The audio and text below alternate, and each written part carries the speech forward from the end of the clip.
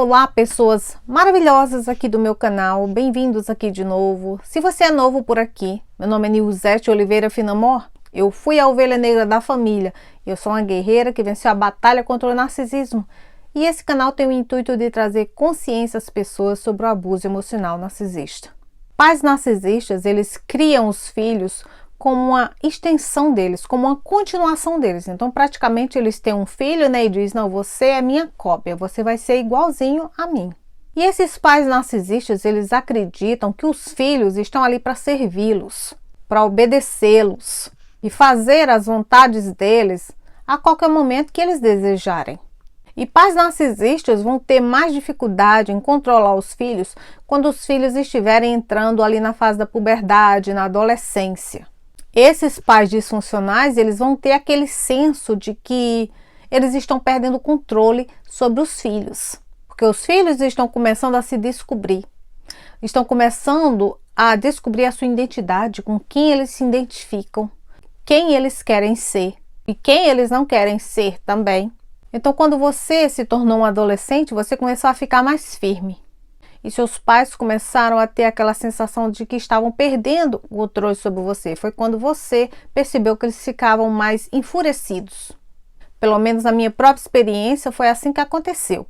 E isso acontece porque quando você era muito pequeno, os seus pais narcisistas tinham controle total sobre você. Quando você vai crescendo, se desenvolvendo, se tornando adulto, esse pai narcisista ele começa a perceber que as táticas de manipulação deles não estão mais funcionando como antes. Então é normal você ver pais narcisistas tratarem filhos adultos como crianças.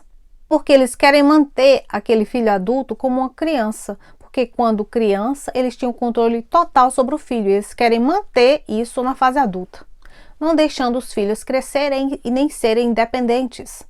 Então, muitas vezes, os pais narcisistas cortam as asas dos filhos por volta aí dos 3, 4 anos já, para ir adestrando o filho a falhar na vida e ficar sempre embaixo da asa dele, para ele ter sempre esse controle, para ele dizer se você vai casar ou não, se você vai namorar ou não, se você vai trabalhar ou não, para ditar todas as escolhas desse filho na vida. E é óbvio que esse pai narcisista só vai aprovar o que for benefício para ele próprio e não para o benefício do filho. Eu achei que eu tinha tido uma infância horrível, até eu chegar na adolescência. Na minha adolescência, até um pouco da minha vida adulta já, eu sambei com coisa ruim. Foi uma fase da minha vida que eu pensei que eu já tinha pago todos os meus pecados naqueles momentos, naquela fase. Era uma fase onde eu era vigiada até dentro de casa. Minha mochila da escola e minhas gavetas eram checadas todos os dias, procurando sabe-se lá o quê, porque eu não tinha nada para esconder. Eu tinha meia dúzia de roupa, um par de sapato e só. Para você ver como narcisistas são controladores loucos. Eu arrumava minhas gavetas, porque eu gostava de tudo sempre muito organizado, né? Sempre fui assim. E daqui a pouco minhas gavetas estavam bagunçadas de novo. Isso me deixava enfurecida. Porque eles reclamavam que eu não organizava a minha gaveta, mas quando arrumavam, eles iam lá e bagunçavam. Até meus 20 anos de idade, praticamente, eu só podia ir para a missa ou para qualquer lugar que fosse, que não era muitos, tá? Acompanhada. Eu só ia com a filha favorita. Eu não podia ir para a igreja nem antes nem depois. Eu tinha que ir na exata hora. Eu tinha uma hora para sair de casa, chegar na igreja. Iniciou a missa, acabou a missa, voltou. Eu tinha aquela hora contada para ir para voltar. Eu não podia olhar para ninguém, eu não podia paquerar ninguém, eu não podia falar com ninguém. Se eu ousasse falar com alguém, a filha favorita chegava em casa, me dedurava e eu era punida. E se juntava todo mundo que não era só o cuidador narcisista para se juntar em gangue e vir me abusar. Porque eu falei alguma coisa com alguém.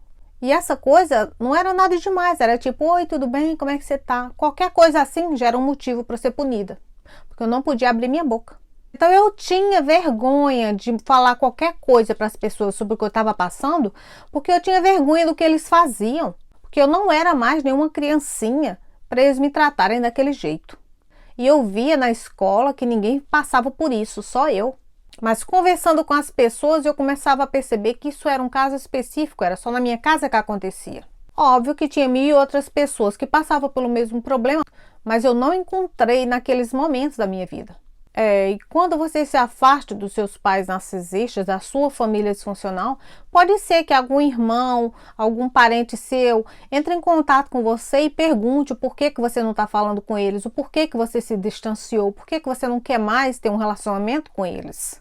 Então eles vão pedir para você entrar em contato, pedir para você procurar a sua família que tanto te abusou. Só que a questão é o seguinte, a sua família já vem de uma geração de narcisistas. Os macacos voadores também já foram todo mundo adestrado a proteger aquele pai abusivo, a proteger esses cuidadores narcisistas que te abusaram a vida toda. Então todas essas pessoas se juntam para proteger os seus cuidadores narcisistas de todo o mal, mantê-los ocultos, causando destruição na vida de outras pessoas, enganando outras pessoas. E a sua própria família disfuncional, o resto dos seus irmãos, vão proteger os seus pais narcisistas de todo o mal que eles te fizeram no passado e tentar fazer com que você nunca exponha a verdade. Então, quando você se colocar em primeiro lugar, pegar a sua dignidade, trabalhar o seu amor próprio, se distanciar, ao invés de ficar ali paparicando a sua família disfuncional e alimentar essa disfunção, você será punido de alguma forma. Ou eles vão te dar o tratamento de silêncio, ou vão te chamar de egoísta, de ingrato, de a pessoa ruim, a pessoa que enlouqueceu, perdeu a cabeça. E claro, vão dizer que você é uma pessoa ingrata, depois de tudo que eles fizeram por você a sua vida inteira, que você só está vivo por causa deles. Então, quando você dá um basta e decide que você não quer mais sofrer abuso por parte da sua família disfuncional, você vai ser condenado por todo o resto da sua família. Você vai ser excluído de tudo. E o que é que você tem que tirar disso como lição? Que tudo que você vinha fazendo antes disso era um mecanismo de defesa que você desenvolveu para sobreviver ao abuso. E quando você se cura disso e não quer mais participar da disfunção, você é o problema. Então, quando você cresce, sendo o bode expiatório da sua família desde pequeno, você é amaldiçoado por toda a sua família, pelas pessoas que dizem que te amam. Então, assim, eu tinha mais ou menos uns 12 anos, eu era chamada de piranha, eu sempre fui a maldita, eu sempre fui a cretina, amaldiçoada, endemoniada, eu sempre fui a filha desgraçada, eu sempre fui aquela filha que não merece nada de melhor na vida, porque eu fui adestrada para falhar na vida. Como você aí também, todos os bodes expiatórios foram criados pela família narcisista a ser a aberração, a falha, a decepção total. Sendo que você tem que entender que você não precisa de família e você não precisa de amigos. Porque se famílias e amigos fizeram o que inimigos fazem, por que você precisa de inimigos na sua vida? E se você ouviu tantas coisas horríveis como essas que eu ouvi, não se preocupe. Eles estavam falando deles, não era você o problema. Porque ninguém nesse mundo e ninguém nessa vida terrena vai amaldiçoar alguém que já nasceu abençoado. E foi a luz de Deus dentro de você que irritou os demônios dessas pessoas. Então, se você for o bode expiatório da sua família e sua família disfuncional tinha uma situação financeira um pouco melhor ou tinha uma situação financeira muito boa, o que não era o meu caso, porque praticamente a gente mal tinha o que comer, a partir do que eu vou falar aqui, você tem que se preparar para ser deserdado, para receber o golpe final. E por que você vai ser deserdado do resto da sua família? Vou dar aqui algumas razões. Primeiro, porque você deve ter aderido ao contato zero e se distanciado da sua família disfuncional. Segundo, porque você não caiu na manipulação, não aceitou ser manipulado, não aceitou participar do jogo deles. Terceiro, porque o filho favorito se achou no direito de ser o merecedor dessa herança da sua família disfuncional. Então, se o filho favorito pegar toda essa herança, ela vai dividir com outros irmãos, caso você tenha, senão ela vai ficar com a herança só para ela, mas jamais ela vai dividir com você, o bode expiatório. Porque é uma forma deles te passarem uma mensagem de que se você não está dando suprimento narcísico para gente, você também não vai ganhar nada. Nós nunca te amamos e agora nós vamos te amar muito menos. Por isso que nós não vamos deixar nada para você, porque você não merece. É essa mensagem que pais narcisistas estão passando para você. Mas acredite, o seu valor não está no dinheiro e muito menos no que você faz. Então mantenha os seus limites, porque todo o dinheiro que vem de pessoas narcisistas é um dinheiro amaldiçoado e que essa maldição saia de uma vez da sua vida. Veja tudo isso por um lado positivo. E se você for bode expiatório e filho único de pais narcisistas, acredite, os seus pais narcisistas podem deixar o dinheiro deles para qualquer pessoa, podem fazer até doações, podem torrar tudo antes de morrer, mas para você não vão deixar nada. E o triste de saber de tudo isso é que você, como bode expiatório, você já vem de uma infância traumática, sofrida, sofrendo ansiedade, estresse pós-traumático. Já vem sofrendo com problemas financeiros a sua vida inteira. Já vem levando a vida nas costas, sozinho a sua vida inteira, sendo inferiorizado, humilhado por gente escrota. E quando pessoas narcisistas fazem isso com você, como é que você se sente? Sem valor, inferiorizado, triste. Porque você acha que você já sofreu o suficiente, que você não merecia, além daquilo que você deveria aguentar. Mas acredite, pessoas narcisistas nunca estão satisfeitas em fazer as pessoas sofrerem. E o que elas querem é abusar, abusar, abusar. Então a intenção da família narcisista de deserdar um bode expiatório é porque eles querem tirar tudo de você, da sua alma, tirar o seu melhor desde a sua infância. E o golpe final é tirar até o financeiro de você, para te manter nesse constante sofrimento, te manter inferiorizado, abaixo de todos. E quando você já cresce em uma família disfuncional, você sofre com muita vergonha, porque você é criticado, você é ridicularizado até dormindo. Então o que acontece? Quando você se coloca em primeiro lugar, diz, não, eu vou fazer algo bom para mim, eu não vou mais aceitar esse abuso. Os seus pais narcisistas vão dizer que não, como você se atreve a querer ter um querer? Então eles vão te abusar para te colocar para baixo de novo, dizer que você é falso, dizer que você está fingindo, dizer que você é egoísta e que acha que o mundo deve girar em torno de você. Só que eles estão falando deles próprios, eles não estão falando de você. É tudo projeção.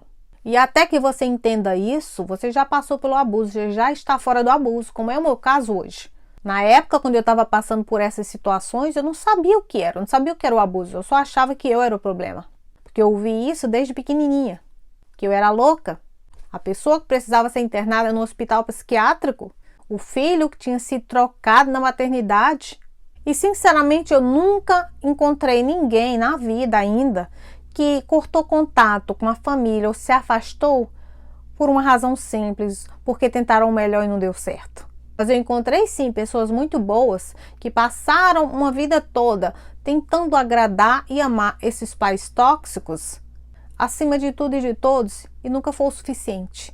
São filhos que fizeram de tudo para serem amados, aceitos, protegidos pela família disfuncional, mas nunca aconteceu e não vai acontecer. Porque em vez de tudo isso, só receberam desamparo, desrespeito, abuso.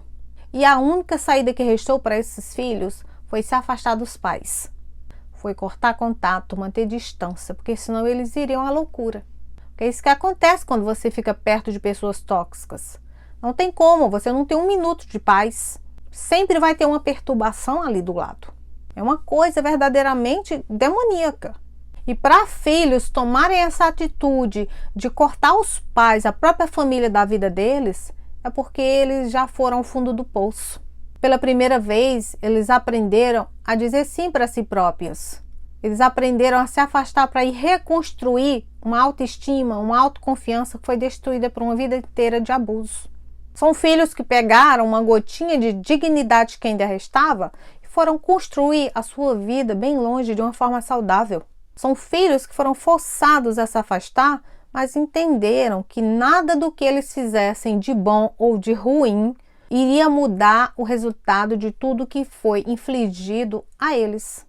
Pessoas ruins existem. E, infelizmente, muitas dessas pessoas ruins são pais narcisistas, são filhos narcisistas. Então a sociedade tem que parar de ensinar as crianças a amar e proteger os pais acima de tudo e a todos, não importando a forma como elas são tratadas.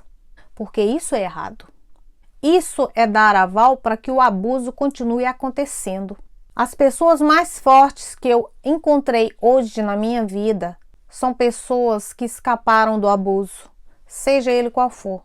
As pessoas mais fortes que eu conheci foram pessoas que decidiram se curar e se desligar da sua família. Quando você para de ajustar as suas expectativas, é quando você para de caminhar em ovos, é quando você para de medir as suas palavras. E é quando você para de aceitar que te tratem de qualquer jeito. Se você aí, ovelha negra da família, está perdida, desencorajada, triste por tudo que você sofreu ao longo da sua vida, saiba que Deus te criou à imagem e semelhança dele, para que você seja e viva a verdade. E a sua verdade e a sua luz vai irritar os demônios das pessoas que vivem na escuridão, que não operam através do Espírito de Yeshua.